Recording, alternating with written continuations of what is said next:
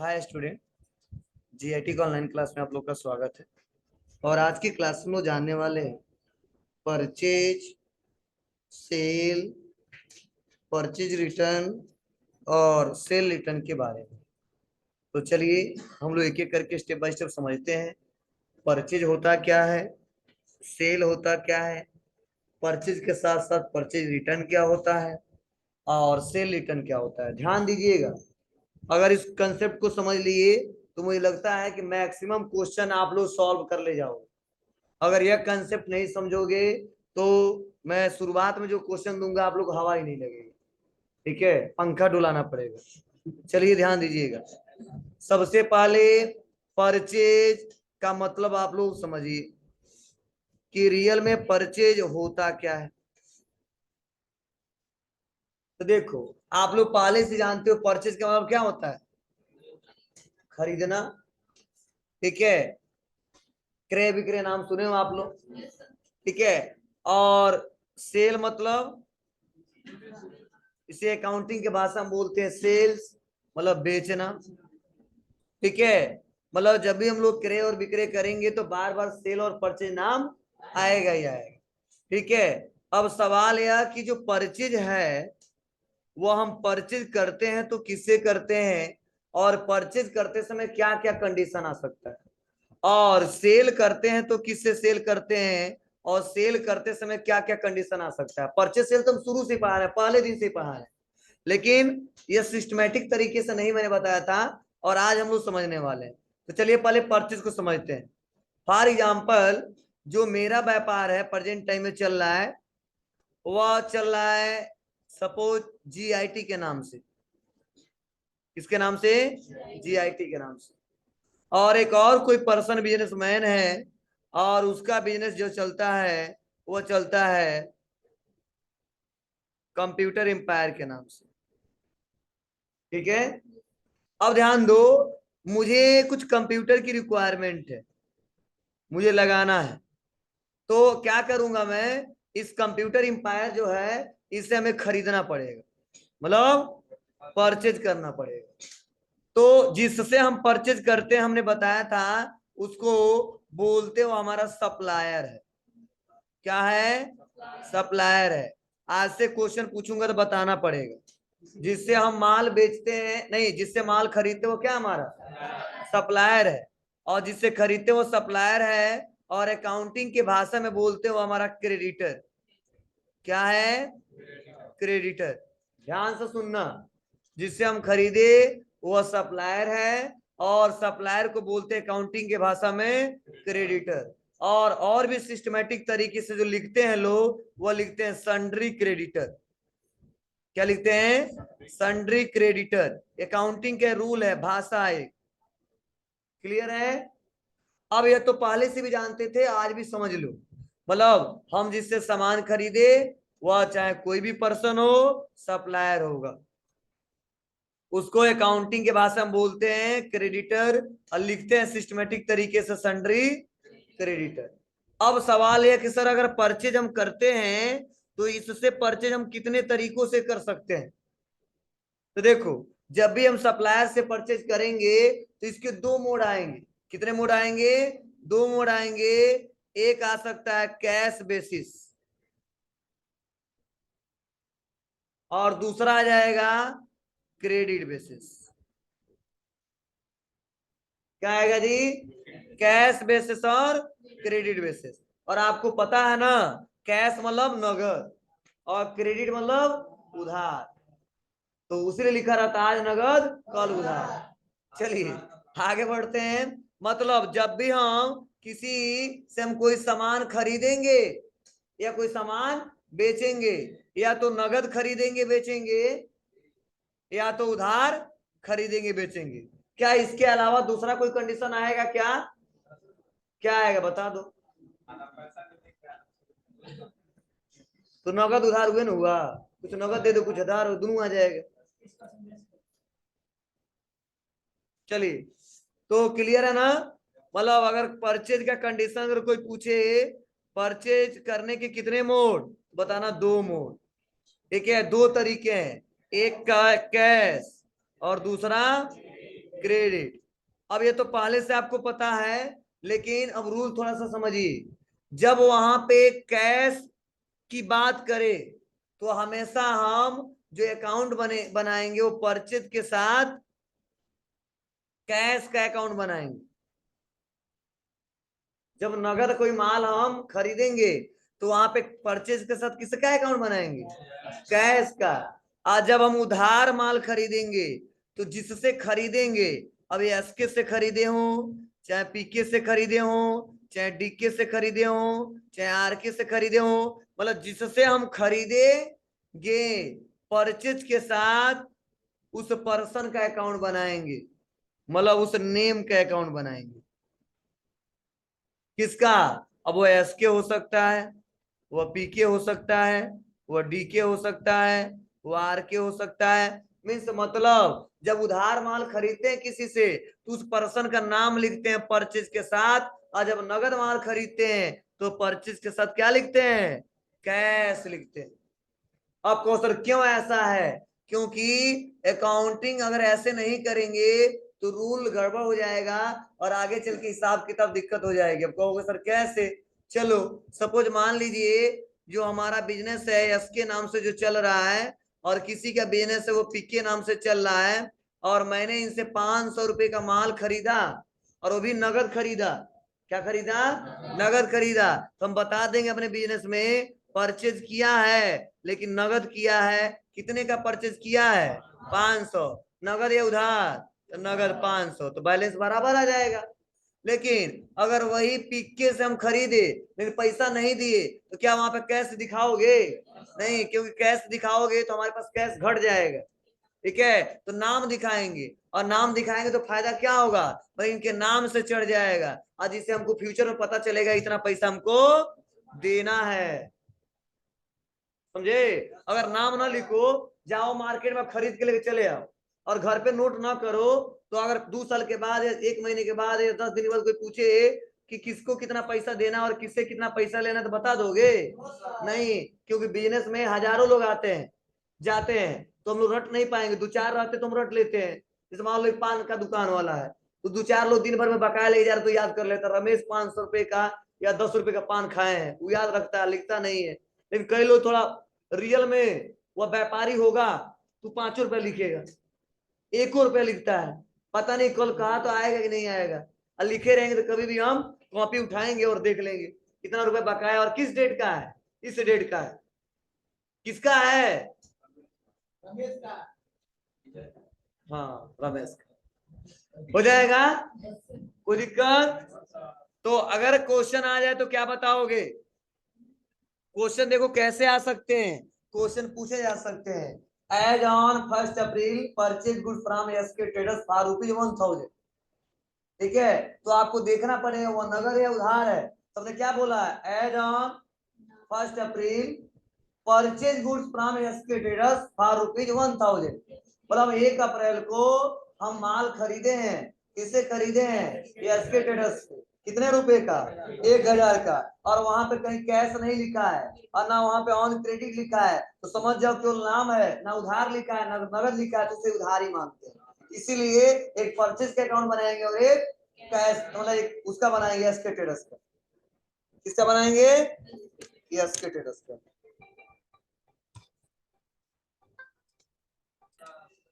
चलिए, उसके बाद से यहाँ पे यह कंडीशन बार बार आता है, समझ लीजिएगा। अब उसके बाद से हम सेल के बारे में थोड़ा सा बात कर लेते हैं। किसके बारे में? अब सेल्स में भी सेम वही कंडीशन है। सेल करते समय 2 बेस, कैश और क्रेडिट। क्योंकि हम उधार खरीदे हैं, नगद खरीदे हैं, तो कस्टमर को भी बेचना पड़ेगा। तो इसमें भी नगद आ जाएगा और इसमें भी उधार आ जाएगा। तो बस इतना समझिए, नगद हो तो सेल के साथ कैश लिखेंगे, और उधार हो तो सेल्स के साथ नेम लिखेंगे। किसका? जिससे हम बेचे हैं, जिससे सामान हम बेचे हैं। क्लियर है सबको? अब देखो इसमें भी डिस्काउंट शब्द आएगा। जब हम डिस्काउंट बेचते समय देंगे तो उसे बोलते हैं डिस्काउंट अलाउ। क्या बोलते हैं? Discount allow. मतलब डिस्काउंट अलाउ कर दिए, और उस समय हमारे व्यापार के लिए वो खर्च हो जाएगा, मतलब बेचते समय हम इतना खर्चा करके तब, क्योंकि जब तक लालच देंगे नहीं तो हमारे पास आएगा नहीं। इसीलिए हमने डिस्काउंट अलाउ कर दिया, लो 500 में 50 रुपया छोड़ दिया, तो और पैसा दूसरे में लिखेंगे और 50 रुपए किस में लिखेंगे, डिस्काउंट अलाउ। समझ आया? चलिए, अब सेल और परचेज करते समय एक और कंडीशन आता है, क्या? परचेज करते समय क्या आता है और सेल करते समय क्या आता है? परचेज करते समय अगर किसी से कोई सामान परचेज किए हो तो उसका पेमेंट करना होगा, समझे? और सेल किए हो तो पैसा रिसीव करना होगा, समझे? और पैसा पेमेंट करते समय भी डिस्काउंट मिल जाता है कभी कभी, तो उस समय भी डिस्काउंट रिसीव होगा, और पैसा लेते समय हम छोड़ देते हैं उस समय भी डिस्काउंट अलाउ होगा। मतलब यूं कह लो, कॉमन समझ लो, जब हम देंगे तो डिस्काउंट अलाउ, जब लेंगे डिस्काउंट रिसीव, जब देंगे तो हमारा खर्च हो जाएगा, ठीक है, और जब लेंगे तो हमारा इनकम हो जाएगा। क्लियर है सबको? अब चलो इसके साथ एक और वर्ड आएगा, क्या? परचेज, और परचेज किए हैं तो परचेज के साथ साथ एक और आता है शब्द, कभी कभी आ सकता है या हमेशा आ सकता है, वो आ सकता है परचेज रिटर्न। और सेल किए हैं, मतलब सेल्स किए हैं तो एक और शब्द आएगा इसके साथ, सेल्स रिटर्न। अब देखो, परचेज रिटर्न कब, सेल्स रिटर्न कब? सपोज मान लो हमने एसके से 5 कीबोर्ड खरीदा, कितना? 5 कीबोर्ड, और किसी कारणवश उसमें से एक कीबोर्ड खराब हो गया है, तो वापस करेंगे ना? तो वापस करेंगे तो किसमें रिकॉर्ड करेंगे, परचेज में? नहीं, परचेज रिटर्न, समझे? अब सेल किए, और सेल हमने 10 पीस कीबोर्ड बेच दिया, और उसमें से हमारा कस्टमर कहता है कि 2 कीबोर्ड खराब है, तो उसको जो वापस करें तो किसमें लिखेंगे, सेल रिटर्न में 2 कीबोर्ड। क्लियर है ना? मतलब बेचे हुए सामान को जब वापस ले लेते हैं तो उसको रिकॉर्ड करते हैं सेल रिटर्न में, और खरीदे हुए सामान को जब वापस कर देते हैं तो उसको रिकॉर्ड करते हैं परचेज रिटर्न। क्लियर है? अब बताओ, जिसे खरीदोगे उसको वापस करोगे कि दूसरे को जाकर वापस करोगे? बोलो। हाँ, नहीं दूसरे को जाएगा तो खरीद देगा, ठीक है। एक बात और, जितने पैसे में हमने खरीदा था वह उतने पैसे में ही वापस करेंगे, इनसे जितने पैसे में हमने बेचा था उतने पैसे में ही वापस करेंगे, अगर ये बिजनेस के तौर पे इस्तेमाल कर रहे हैं, एक बिजनेस के तौर पे कर रहे हैं तो। लेकिन एक आम कस्टमर जो आता है, जैसे मान हमारा दुकान है और तुम आके हमारे सामान हमारे पास आए और कोई सामान खरीद के लिए चले गए, और फिर से आओगे वही शर्ट वापस करो, तुम नहीं करेंगे, कहेंगे कोई बात है उसी रेट का दूसरा ले लो, पैसा बढ़ा के दूसरा ले लो, लेकिन जो मेरे गले में आ गया वो हम नहीं देंगे। लेकिन एक आम यूजर के कंडीशन में ऐसा होता है, लेकिन दो व्यापारियों के बीच ऐसा नहीं होता है, जितने का सामान खरीदा उतना ही को वापस ले लेगा, फिर से अगला सामान मंगवाना है तो मंगवाएगा, नहीं मंगवाना कोई दिक्कत नहीं, उनका में चलता रहता है, ठीक है। लेकिन परचेज और परचेज रिटर्न आता है, सेल और सेल रिटर्न आता है। क्लियर है सबको? तो देखो, हम दो शब्द बताएं और इससे कई सारे वर्ड हमने समझाए, यह कभी भी आ सकता है क्वेश्चन सॉल्व करते समय। अब कैसे क्वेश्चन आएंगे वो हम लोग एक एक करके समझेंगे और जानेंगे। चलिए अब यहीं पे एक और शब्द बता देते हैं, डिस्काउंट, जो बार बार अभी बता रहा था। चलो, डिस्काउंट मतलब क्या होता है बताइए? छूट होता है, बट्टा होता है, कटौती होता है। मतलब डिस्काउंट में क्या होता है? छूट, बट्टा और कटौती। अब यहाँ पे बताना है तो कैसे बताओगे? देखो, डिस्काउंट लोग क्यों देते हैं, ठीक है, डिस्काउंट देने की कंडीशन क्या है? तो देखो, डिस्काउंट लोग व्यापार को सुचारू रूप से चलाने के लिए देते हैं, कि बेटर तरीके से वो दुकान हमारा फर्म और कंपनी चल सके, ठीक है। और जो वह लोग देते हैं वो क्यों देते हैं समझिए। आप बताओ, मैंने एक नया बिजनेस किया, ठीक है। और वैसा बिजनेस हमारे उस मार्केट में कई ठो है। तो क्या आप बताओ, हम दुकान खोलते ही हमारे पास कस्टमर आ जाएंगे क्या? नहीं आएंगे, क्योंकि पुराना वाला पहले से ग्राहक बना चुका है।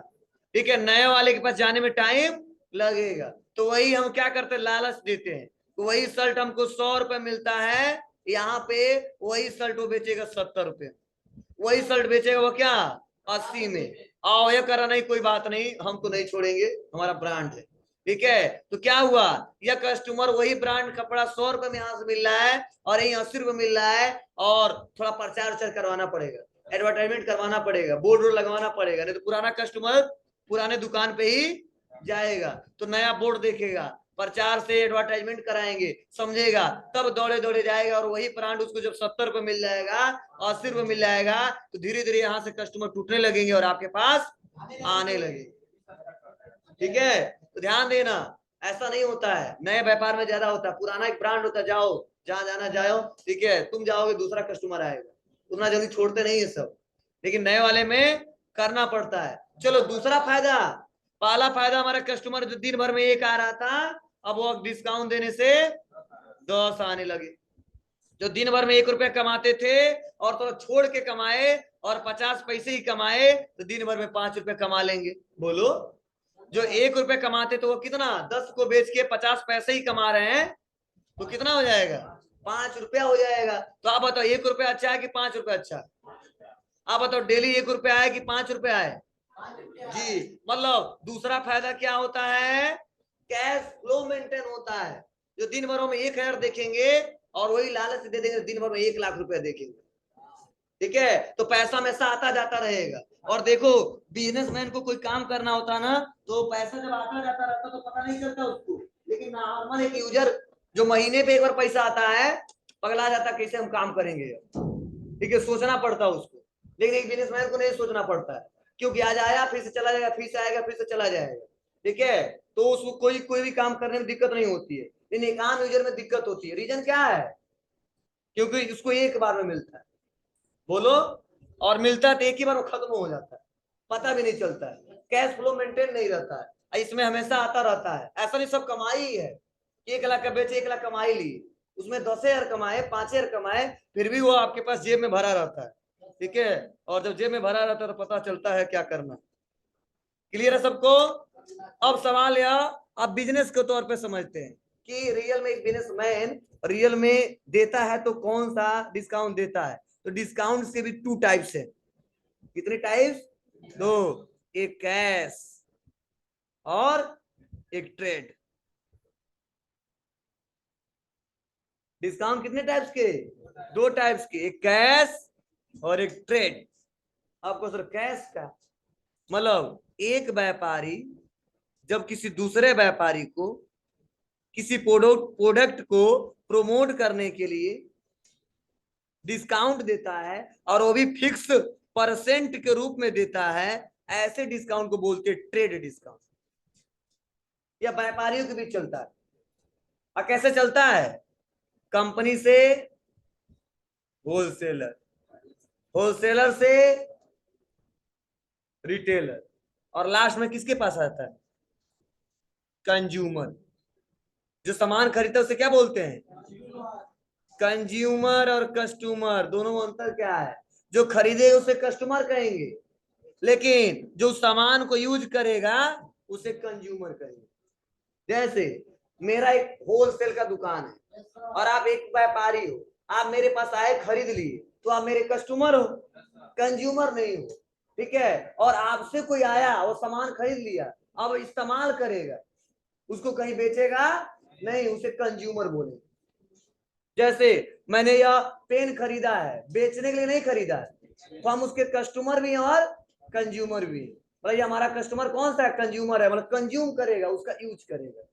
बोलो, तो ध्यान देना, कंज्यूमर कस्टमर में अंतर क्या है मैंने बता दिया। जो बेचेगा और जिससे बेचेगा उसके लिए कस्टमर ही है, लेकिन वहां पे अगर डिसाइड करना हो कि एक बिजनेसमैन नॉर्मल बेचने के लिए खरीद रहा है कि यूज करने के लिए खरीद रहा है, और बेचने के लिए खरीद रहा है तो कस्टमर ही नाम देंगे, कंज्यूमर नाम नहीं देंगे। लेकिन अगर वह खरीद रहा है लेकिन इस्तेमाल करने के लिए खरीद रहा है, किसी को बेचेगा नहीं, तो कस्टमर के साथ उसे क्या बोलेंगे? कंज्यूमर बोलेंगे। सामान को कंज्यूम कर रहा है। क्लियर है सबको? मतलब कोई पूछे ट्रेड डिस्काउंट कब होता है तो बताना।